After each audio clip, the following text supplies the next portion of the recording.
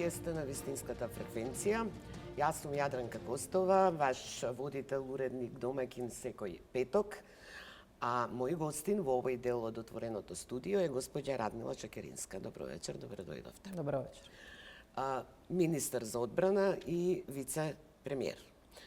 Опозицијата би ве представила веројатно како министер во хунтата на Зоран Заев. Опозицијата и овие месеци покажува дека прво нема добри намери, второ нема реални планови и сега по повод ова најстрашно нема ни малку креативност. Па не можат да измислат ништо друго, освен некој тип на реплика на режим. Хунта е, тоа е државен удар и обично е нели воена хунта со помош на армијата. Да, единственото нешто што може да ги асоцира во моментов на војска е дека за разлика од нивното 10 годишно владење, армијата на Република Македонија добива 2 години поред покачени плати. Добива решавање на најсуштинските проблеми кои што се однесуваат на базични работи од типот на чизми и униформи и ништо во тоа не може лошо да се најде, па затоа мора да се игра играта со смешните зборови. Јас мислам дека јавноста тука не знае дали да се смее или да плаче. Да добиете вакви квалификации од било кој друг би било тема на рационална дебата. Особено што од европскиве центри, нели, владата добива поддршка во она што го прави на овој план, нели, со соседите, со деблокирање на евроатлантските интеграции. Не е само тоа. Знаете како, во држава во која што медиумите се гласни во критиките кон власта, во држава во која што експертите, професорите на дебатите никогаш не ја штедат власта, во кој што владата стравува од критика, а не критичарите од владата, да зборувате за хунта. Стравувате вие од критики? Ке одговорам и на тоа. А при тоа да ги кажувате овие зборови, а при тоа да сте излегле од шинелот на Груевски, да сте биле, како што е случајот со Мицковски, негов советник, па директор, па генерален секретар, и најблагоречено лицемерно. И не е тоа само првиот човек во ВМРО ДПМН. Вие ако ги анализирате сите луѓе кои лесно ги користат ваквите зборови, ќе видите дека се тоа се луѓе кои што беа десна рака на Груевски, а сега се негова продолжена рака. И затоа велам, не знае човек дали да се смее или да плаче, но мислам дека овие година и половина владата заслужи можеби критики на многу други теми. Ама никој не може да каже дека оваа власт е иста како претходната по прашање на слобода, по прашање на слобода на медиуми, по прашање на критика и толерантност и отпорност кон критика. Покажавме дека знаеме да сослушаме критика, да ја издржиме и се трудиме секој пат кога е оправдана да покажеме дека треба да се учи и од своите и од туѓите грешки. Јас вечерашно интервју го најавував со следното прашање. Дали селективната амнестија, бидејќи законот за амнестија што се подготвува, е селективна амнестија, е една црвена линија за да поминат уставните амандмани, бидејќи се неопходни нели 80 гласа. Или целта, а целта е деблокирање на евроатлантските процеси, ги прави дозволени сите средства. За 27 април ми се чини дека никој од нас не може да говори теоретски. Да, супер. Заедно со некои ваши колеги бевме внатре, заедно со моите колеги бевме жртва и заедно со една група на пратеници тоа можеше да биде наше последно присуство во собранието. И никој од нас не е камен за да каже дека тоа не го допрел. Јас како граѓанин на оваа држава, не како пратеник, не сега како министер, јас не можев да поверувам дека тоа може да се случи на нашава Македонија. И ден денеска тешко ми е тоа да го направам. Да, беше страшен. И кога зборуваме за хорор, што го следевме сите преку малите екрани. И кога ќе зборуваме за тоа што се случило тогаш и како да се справиме со тоа зло, со таа болка, со тој страф. Мислам дека првата реченица што на сите нас ни паѓа на памет е никогаш повеќе да не се повтори. Имаме обврска, значи ние сме сите можеби и субјективни по ова прашање и како граѓани најлесно би ни било да кажеме кој учествувал треба да одговара. Меѓутоа, како одговорни луѓе во оваа држава, ние мора да ја помогнеме на Македонија да се опорави од таа траума. Треба да би можеле ли да кажеме вака, селективната амнестија што се носи за да се усвојат амандманите. Јас сакам да ја гледам така поголемата може да се слика. заклучи, бидејќи дали да имавте како мнозинство СДС со други некои партии 80 гласа, дали воопшто ќе дојдеше до носење на ваков закон и цел проект на помирување?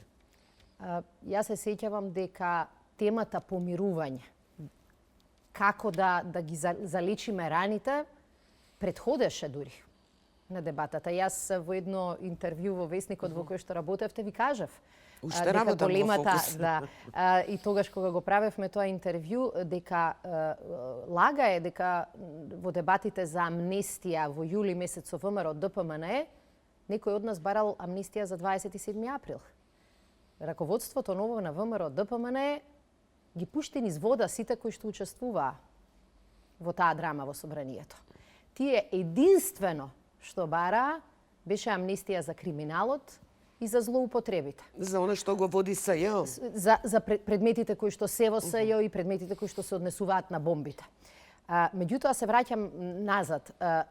Траума од овој тип на една држава не се решава ниту преку ноќ, ниту лесно. И ние бевме свесни дека иако сме жртви на 27 април, ние имаме и одговорност, како сега луѓе во владата, да и помогнеме на државата да продолжи напред. Тоа може би ни е тешко на нас како луѓе, како поединци, како жртви. Но целта ги оправдува средствата, пак ќе дојдеме до тоа. Не? Прашањето е која е целта. Целта е оваа држава да се одлепи од дното. Целта е оваа држава да не ги повторува своите грешки. Целта е мојата ќерка да не се мачи со истите проблеми со кои се мачам јас. И го правиме ова не за едно дете, 5 деца, 10 деца, па ова го правиме за децата и на оние кои беа одговорни за 27 Но дали ќе се одлепиме од дното доколку не се деблокираат процесите на интеграција во НАТО и ЕУ? Апсолутно сме ни отворени. Оваа влада и беше избрана и сиве овие 18 месеци кажува дека за Македонија еден од условите за одлепување од дното, за оставање на сите тие трауми во минатото е да отвориме перспектива. Членство во НАТО час поскоро, почеток на преговори со Европската Унија уште во текот на оваа година. И за нас тоа е услов на вистина без кој не се може. Меѓутоа, верувајте, не е доволно. Една Германија, вратете се назад, после 45 година и милиони жртви низ цела Европа, Германија мораше да се соочи со прашањето како да ги третира виновниците. И тоа не се тешки одлуки. И ние сега бевме во ситуација, нормално не е иста димензијата, бевме во ситуација да кажеме каде да ја поставиме таа линија. Она што нам ни е јасно е дека кариери, политички интереси, се тоа треба и мора да се жртвува за интересите на државата. Но едно нешто, рековме дека нема да го жртвуваме за долгорочните интереси. А тоа е правдата. И тоа е шансата правда е неправда. Јас не мислам дека во ситуации како што се па и бомбите, па и 27 април, дека сите се подеднакво одговорни. И она што јасно го ставивме на знаење е дека мора да се постави разлика помеѓу оние кои што организирале, оние кои што биле директни починители на насилството и оние кои го поддржале.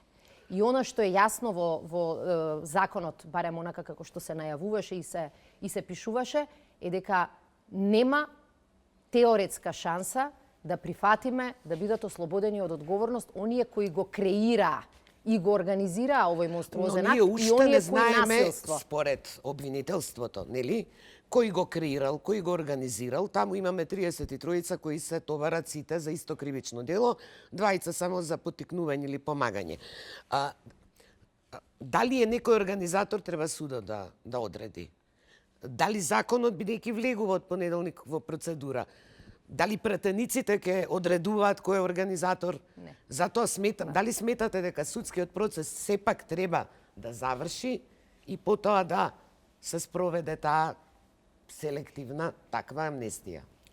Знаете како да сакавме, како што се коментира некогаш, да се прави пазар, ама тој да се крие, знаеме како тоа се правеше во минатото.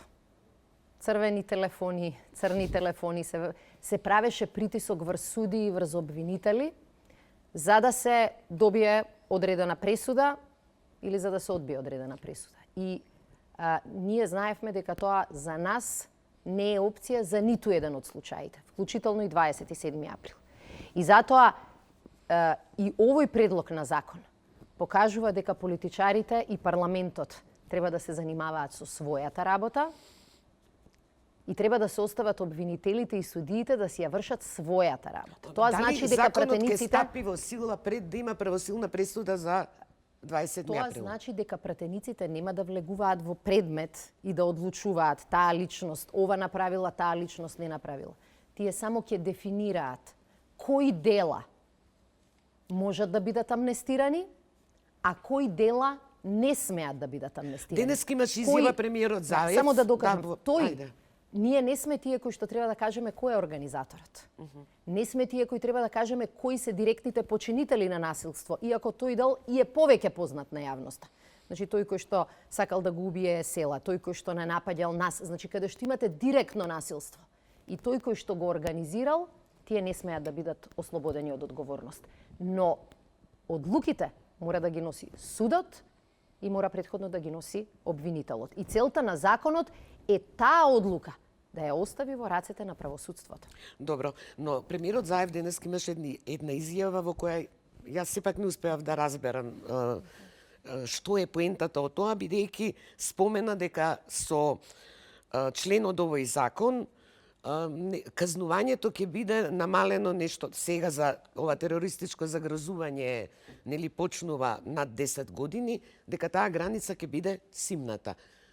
Мене ми е нејасно како со овој закон ќе се изведе ова. Законот, јас колку што сум видела работна верзија, не влегува во намалување ниту во зголемување на казните. Но законот ги дефинира кои се тие кривични дела по кој нема да важи законот за амнестија. Тоа значи дека обвинител и утре судија ќе ги осудува тие кои што сметат дека се организатори и починители на насилство само врз основа на овие неколку дела. И тие дела носат сериозни казни, но тие казни согласно постоечкиот кривичен законник не се толку високи, иако станува збор за сериозен број години, но не се толку висок, не е толку висок прагот како по обвинителниот акт кој што во моментот се користи од страна на обвинителот. Но ова не е домен во кој ние сакаме да влеземе. Нема да ги прииначи или да го измени Значи, делот. предлог законот ќе биде достапен на јавноста, ќе биде јасен, достапен и на обвинители и на судии и логиката ќе биде тоа да се земе предвид, бидејќи е закон, меѓутоа одлуката кој ќе се гони како организатор, кој ќе се гони како вршител на службена должност, за мене тие се можеби два пати повеќе одговорни од овие кои што не тепале и се обиделе да не убијат. Тој кој што го организирал еден дел од нив, според ова што гледаме во постапката, еден дел од нив се платени од наши пари да не чуваат. А тие го организирале нападот и можното убиство на пратеници. Зошто така не ги што спроведовте тој дел е- заклучоците, препораките од тој црн понеделник? Нели постоеше една експертска група, европски имавме исто пратеници. Таму, овде во емисијата професорот Борче Давидковски, кој председаваше со неа, рече дека се предлага формирање на собраниска полиција и забрана за протестирање на 500 метри околу собранието. Тие препораки изгледа на вистина тоалет на хартија стана. Тие препораки, вие знаете, беа усвоени, беа подпишани и следниот ден беа поплукани, истиот ден кога беа. Но знаете како, 4 години, 5 од тогаш веќе поминаа. Целта на собранието, па и на оваа работна група за помирување, беше токму ова. Еден дел од препораките кои ВМРО ДПМН ги прогласи за тоалетна хартија, но сега гледа дека им требаат, кога се во опозиција, тие да ги вратиме на маса. И ние, како парламентарно мнозинство, покажавме дека за разлика од претходната власт, ние не бегаме од такви решенија. Ние ќе поддржиме решенија кои што ќе ја зголемат улогата на опозицијата, која што ќе ја зголемат контролата на собранието врз владата и која што ќе им даде шанса на пратениците да функционираат без страф и без притисок. И за ова нашиот позитивен став е познат од 2013. Но ниту еден од овие документи, како што е, например, деловникот, ние не сакаме да го носиме и без опозицијата. И затоа работната група ќе биде, јас се надевам, добар начин, не само да се справиме со последиците од 27 април, туку да се справиме со таа една војна во која ако си власт, ти се може се, а ако си опозиција треба да трпиш се. Јас не гледам среќа во таква држава. Не гледам дека е тоа подобра перспектива за нашите млади и деца. Верувате дека ќе ги имате тие 80 гласа до крајната фаза? Денеска овие 8 пратеници, сега како независна пратеничка група од ВМРО, ДПМН и коалицијата, најавија поддршка за реформските закони. Дел од пратениците што гласа, предпоставувам ќе ги амнестирате во врска со крвавиот четврток, оние кои ги отвараа вратите, но меѓу овие 8 пратеници има и пример Елизабета Канчевска-Милевска, која е обвинета од специјалното јавно обвинителство. Имаат и други, имаат блиски луѓе, за кои исто така се водат процеси од СЈО. Може ли сега да очекуваме, затоа и беше прашањето до каде е црвената линија, утре судот да ги ослободи овие обвинети, а вие да кажете не, ние не се јавуваме кај судиите? Затоа кажав, ако ја игравме така играта, ако се однесувавме така нечесно, немаше денеска пред вас да зборувам за закон, за половична или делумна амнестија за настаните за 27 април. Некои суди од некои други тефтерчиња ќе ги решаваа нашите проблеми. Но не сме такви. И не работиме така. Кога дискутиравме, па и во јули месец со ВМРО ДПМН за нивните барања за генерална амнестија за сите предмети од СЈО, дискутиравме и меѓу нас. Мојот став и тогаш и денес е ист. Дека за 27 април, каде што бевме првите и главни жртви, јас се чувствувам дека имам кредибилитет и авторитет да кажам како жртва, подготвена сум на оние кои што учествувале, а не го организирале или не се обиделе да не убијат, не само да простам, туку и да поддржам таков закон. Но дали внатрешно простувањето е личен чин? Затоа велам, тоа е прво личен чин, но еве и како луѓе кои што имаме можност да носиме одлуки, мислам дека имаме право да одлучиме на таков начин. Но кога ги анализирам предметите на СЈО, кога ги анализираме бомбите, кога се враќаме назад, тие злоупотреби, тој криминал, тоа насилие, не бевме ние жртви, сите бевме жртви.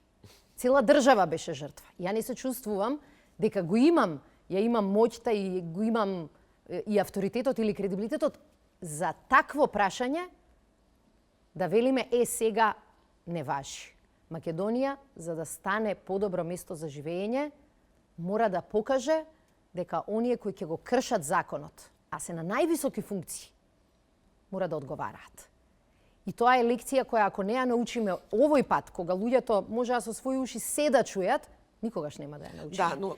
И затоа велам, ние влеговме во процесот на уставни измени со чиста и честна намера и со позитивна мисла да создадеме мнозинство. Водени од заедничката желба државава да си ги отвори вратите кои 10 години и седеа затворени. Слушавме многу во дебатата. Ако ги анализирате предлог амандманите од првото читање до сега, ќе видите колку предлози на пратеници, на политички партии, на експерти сме ги зеле предвид. Голем дел од тие сугестии дојдоа и од 8-те пратеници. И тоа ми дава верба, и тоа ни дава верба да продолжиме така и да очекуваме дека во средината на јануари сите ќе гласаме за државата, а не за лични интереси. Така, но ако очекувате различното однесување кога една партија е опозиција па на власт, јас и на други членови од владата сум го поставил ова прашање. Делото за Мерцедесот, за Груевски, бидејќи тој него зеде возилото приватно со себе, тука станува збор за наместен тендер. Во Македонија постои впечаток дека најголем дел од тендерите се местат. Дали со тоа утре при промена на власт или сега ако се осмели обвинителството, на било кој министер би покренал кривична постапка доколку има докази дека однапред е договорен тендерот. Тоа е да важат исти принципи и правила на игра. Тоа е целта на специјалното јавно обвинителство. Мислам дека тоа не е еднократна работа. Не е, ајде сега да ги казниме овие кои чувме што правеле.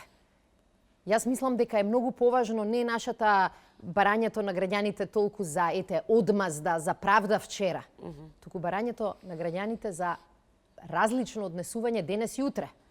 Ако не обезбедиме конкретни примери дека местење на тендери се оди во затвор, тогаш таквото однесување ќе стане, како што беше станато, прифатливо. Луѓе веќе не се ни скандализираа кога ќе извадевте конкретни докази дека нештото е договорено. Велеа, па да, добро, тоа е што прави владата. Тоа не смее да биде така. И затоа, водејќи се од тој принцип, владата веќе во одредена процедура го стави и новиот закон за специјалното јавно обвинителство, каде што практично овозможуваме едно вакво обвинителство да се занимава исклучиво со корупција на највисоко ниво. И да покажеме дека законот ќе важи за секој, ако важи и за тој кој што е на власт.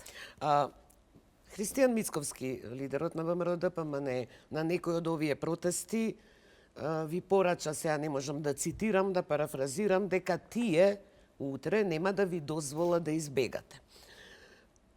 Тоа е порака до вас, демек еден ден, кога нема да бидете власт, а ВМРО-ДПМН ќе биде власт, нема да ви дозвола да избегат. Со ова доаѓам до второто прашање, кој е клучно. Кој е одговорен што Груевски успеа лесно да избега? При толку кривични, односно обвиненија за кривични дела, ова со Мерцедесот е и најлесното, да речам, во случајот, ние повторно не знаеме кои институции киксна, истото беше атентатот на Киро. Една анализа каде погрешили и кои институции погрешиле? Апсолутно сте во право дека ако во вакви ситуации немаме јасна рентген слика на тоа што се случило, тие ќе ни се повторуваат. И иако и јас и како министар, ама и како граѓанин сакам час поскоро да ги видам резултатите од истрагата, подготвена сум на тие институции кои што тоа го прават, внатрешната контрола во МВР и обвинителството, да им го дадам времето за да не ни даваат оправдувања, туку да ни даваат реална, вистинска слика. Но на тоа е каде ни се кривична маните. истрага. Таа истрага што ја води обвинителството ќе покаже. Тука кривични дела станува збор. Кој го организирал, како го организирал. Па какви Тоа други дела мислите? Ја говорам една одговорност на институциите, на која институција? 3 месеци пред бегството Груевски си ги извлекувал парите од сметка. Такви податоци имала финансиската полиција. За тоа е пратени се информации. Не зборувам за кривична одговорност. Која институција кикснала во сето тоа? Истрагата Во таа која смисла, што не се за води, кривични. Истрагата која што се води, прво треба да ни ги дефинира фактите, за да оттаму произлезе и кривична одговорност, која што сигурна сум дека некаде постои. Меѓутоа, исто така и каде се тие дупки кои што овој тип на криминална структура ги злоупотребила. Пазете, криминалната структура која што долги години ја контролирал и ја создавал Груевски, во комбинација со многу пари и во комбинација со можна поддршка на некоја странска држава, овие три работи се многу силен триаголник кој ќе ви обезбеди бегство и во многу други држави. Да, но владата нашата цел оди со мека реторика кон Унгарија како членка на Европска унија и многу внимателно во целата приказна, да речам, се однесуваме, иако е јасно од податоците и од Албанија и од Црна Гора дека ајде да се унгарски прашаме која дипломати ни е се целта инволвирани. како држава. Дали ни е целта да ги скараме и да се скараме со тие што му помогнале, или ни е целта правдата да профункционира. И без разлика колку време ќе ни треба, да го добиеме Груевски да се соочи со правдата во Македонија. Вие верувате дека додека е Виктор Орбан таму фактор, дека ќе го испорачаат Груевски? Јас верувам дека ние имаме обврска и одговорност да направиме апсолутно се за Груевски да биде само времен бегалец од правдата. И не е дека нема примери. Груевски можеше да избере да биде Ердоган, да замине во затвор и да го искористи тоа да се прикажува како политички силна личност која што спремна е се да издржи. Човекот кој ги убедуваше јавноста, своите поддржувачи, дека ќе ја земел и нивната вина и ќе седел 10 години во затвор, на првата кривина избега. Но добро, имаме и втор пример, и тој го избрал и вториот, а тоа е Санадер. И Санадер избега од Хрватска. И после известно време беше вратен и ја служи својата казна. Мислам дека нашата цел мора да биде да не водиме партиска пропаганда во јавноста и тоа да ни биде фокусот. Фокусот треба да ни биде Македонија да не направи грешка, да обезбеди на сите да им е јасно дека све е водено по процедура. Кога ја слушнавте одлуката дека избегал, каква би беше реакцијата? Бевте затечени или дека бев задоволна, се разбира. И јас Да, ги бев бевте изненадени. извонредно лута, бесна и незадоволна. Затоа што знам како тоа ќе се преслика и на граѓаните, и на барањата и жедта за правда. Оваа држава е жедна за правда и уморна од насилство. И ние двете прашања мора да ги решиме. Бидејќи постои една теза дека во тоа бегство премолчено партиципирала и власта, дека ви одговара нели да избега. Јас и во оваа телевизија и на други телевизии сум спомнувала дека од 2015 до денес, сега 3 години од почетокот на бомбите, во секоја мала криза се создава еден страв и сомнеш, и јас го разбирам, дека можеби во позадината има некој дел. Кога ги најавувавме бомбите, луѓето велеа ќе се уплашат и ќе се договорат. Кога ги објавивме бомбите, рекоа џабе, овие никогаш нема да одговараат. Кога баравме специјално јавно обвинителство, на крај пак нешто бледо ќе договорат. Кога баравме избори и контрола на изборите, мислеа дека ќе се договориме и Груевски ќе продолжи да владее. Секогаш имало тој страв. Меѓутоа, ве уверувам дека сите ние кои бевме таргет на тој режим, кои плативме голема цена на тој режим, ако немавме интерес, желба да се договориме тогаш кога Груевски беше крал, зошто побогу би се договарале сега, кога е најголемиот бегалец и губитник? Азиланта сега, јас би рекла.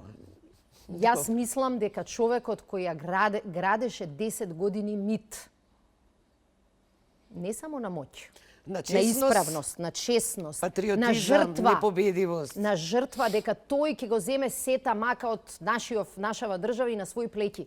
Ги остави сите своји најблиски сојузници. Тоа беше цело време и неговиот однос кон државата. Секој пат кога неговиот интерес беше во прашање, Тој комплетно забораваше на државата. Но, велам, немавме интерес да се... Ние плаќаме политичка цена за ова бегство.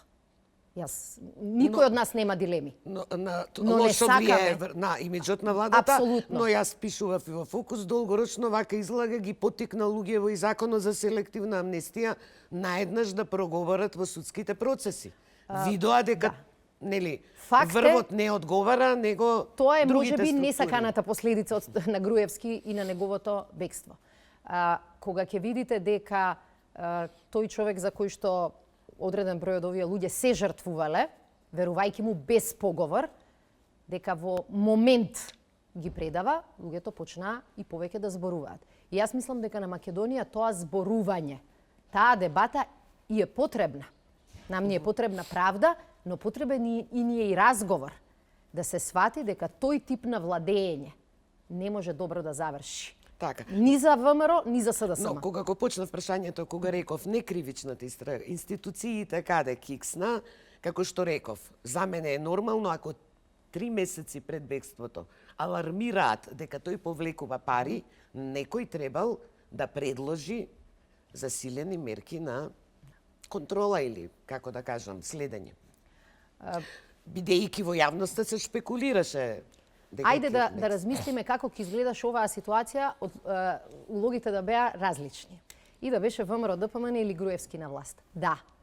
Тој од финансова полиција, без разлика на правилата, ќе го свртеше телефонот кај некој во кабинетот. Кабинетот ќе свртеше телефон на некој во обвинителство, па на некој во судство и можеби државата ќе реагираше побрзо. Ама сакаме повторно држава во која извршната власт ги врши функциите на сите други. Мислам дека ова што ни се случи ни е лекција да си ги промениме некој од процедурите.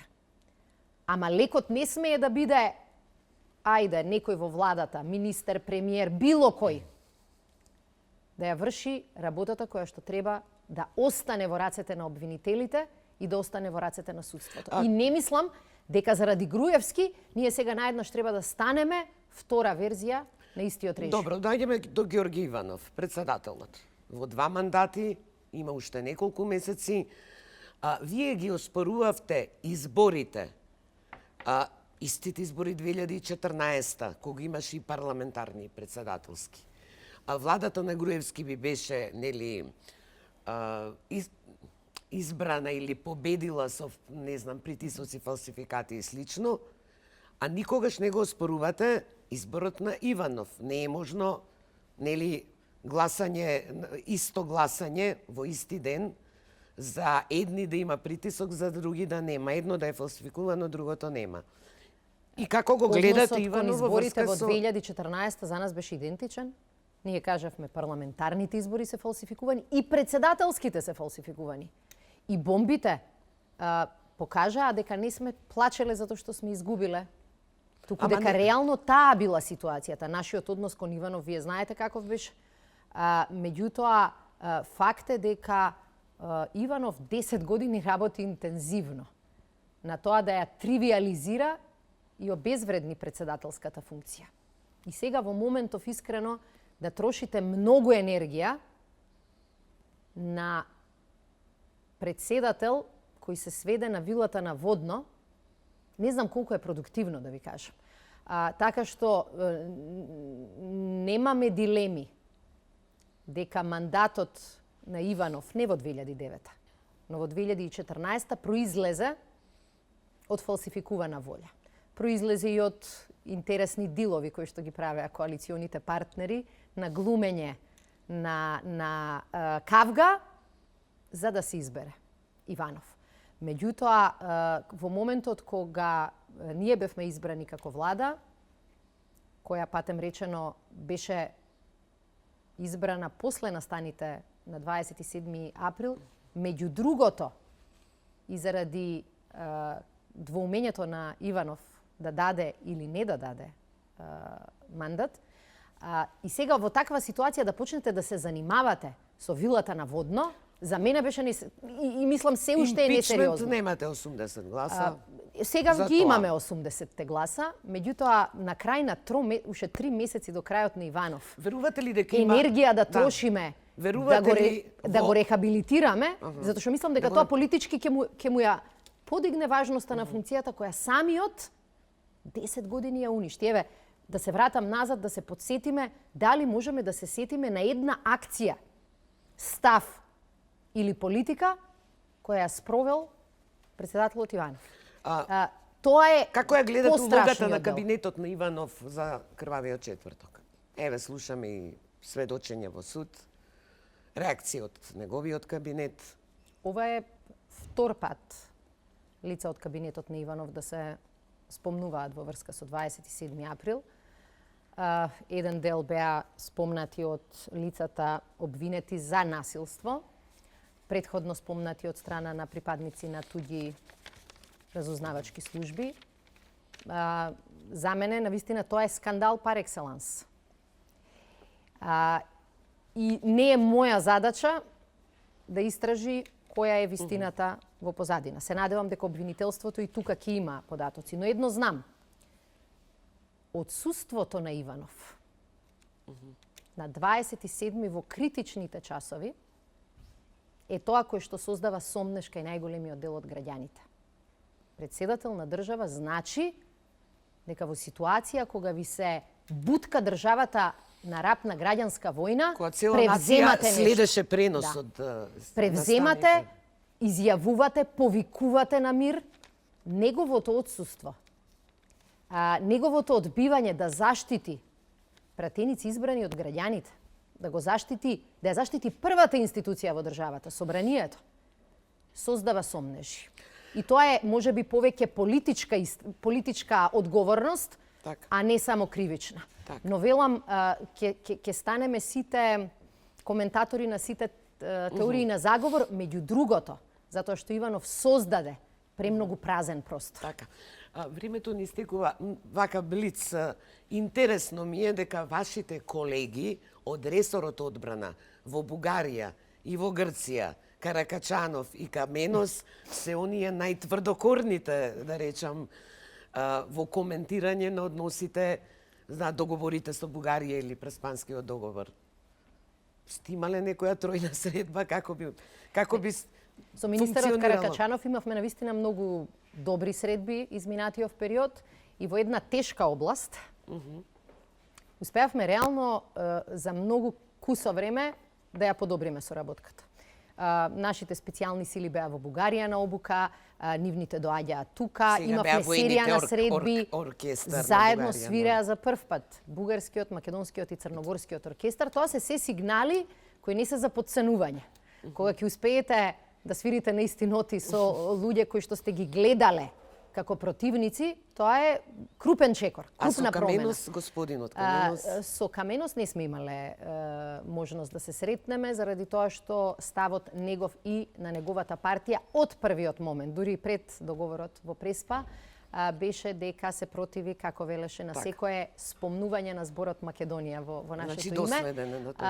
Мислам дека политичките, да кажам, бекграунди, политичките бои не можат да се избегнат. Жалам што е тоа така, бидејќи со сите соседи успеавме многу да ја подобриме соработката во одбраната, ама па некогаш така одбранбените ресори се даваат на партии кои што се коалициски и многу често коалициските партнери сакаат да создадат имидж. Мнозинството, а сакаат да создадат некој имидж и овие теми во регионот се згодни за тоа. И денеска, и пред Преспанскиот договор, и утре, во регионот ќе има противници на новата политика на градење пријателство. Не само наша. И Ципрас води таква политика. И ќе има политичари, политички партии кои ќе се противат. Сакаме да покажеме дека тоа е размислување од минатиот век. И сакаме да покажеме дека луѓето и во Македонија, и во Грција, и во Бугарија сакаат да се сконцентрираме на нивните вистински проблеми, а не да им создаваме нови. Така. Ви благодарам што бевте гостин во отвореното студио.